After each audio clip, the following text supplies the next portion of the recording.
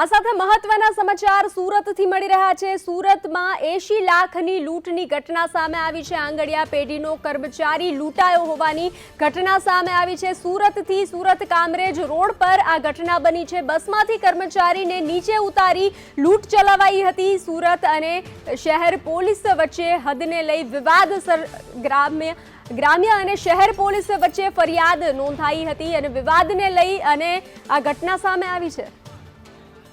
વધુ વિગત સાથે જોડાઈ ચૂક્યા છે સંવાદદાતા આઝમ। જી આઝમ, શું છે વધુ વિગતો? જે રીતે લૂંટ થઈ છે તેને લઈ અને શું છે વધુ વિગતો?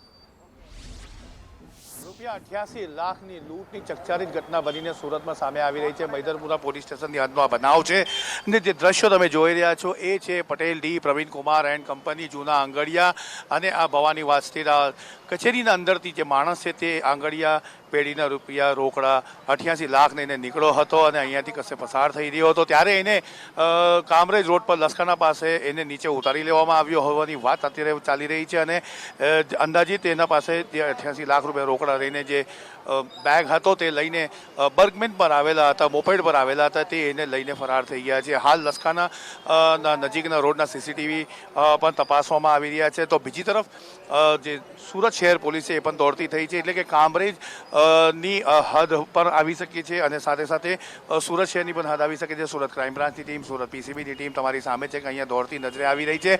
યાદ અપાઈ દઉં, સંખ્યા આંકડો જે છે મોટો છે। 88 લાખ રોકડા જે છે તે લઈને જતા હતા ત્યારે આ બનાવ બન્યો છે અને જે કંટ્રોલના અંદર મેસેજ પાસ ઓન થયો છે તે પણ એ જ થયો છે કે બર્ગમેન પર કેટલાક લોકો આવ્યા હતા જે એને લઈને લસકાના તરફથી ભાગી છૂટ્યા છે।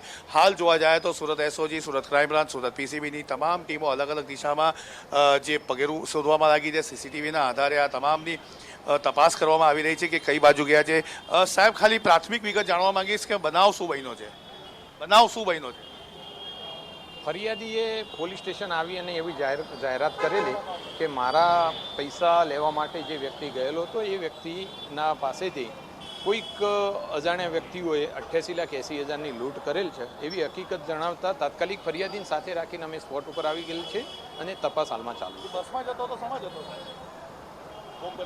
બસમાં હતો સમાજ? ભોગ બનનાર 2 વ્હીલર ઉપર હતો। ક્યાં જતો હતો કઈ કીધું? નહીં, અહીંયા આંગડિયા પેઢીમાંથી પૈસાની લઈ અને પોતાના ઘરે જવા માટે નીકળવાનો હતો એ સમય દરમિયાનનો આ બનાવ છે। તો તમારી સામે છે કે આખો બનાવ જે બનીને સામે આવ્યો છે તેના અંદર સ્પષ્ટ દેખાઈ રહ્યું છે કે કેવો આ બનાવ છે અને જે રોકડા હતા તે રોકડાની બેગ જે છે તે બર્ગમેન પર આવેલા લોકો લઈને ફરાર થઈ ગયા છે અને હાલ સમગ્ર મામલે જોવા જાય તો પોલીસ દોડતું થયું છે અને તપાસના ચક્રો ગતિમાન કર્યા છે। સીસીટીવીની પણ તપાસ કરવામાં આવી રહી છે। ભોગ બનનારની પણ પૂછપરછ કરવામાં આવી રહી છે। જી।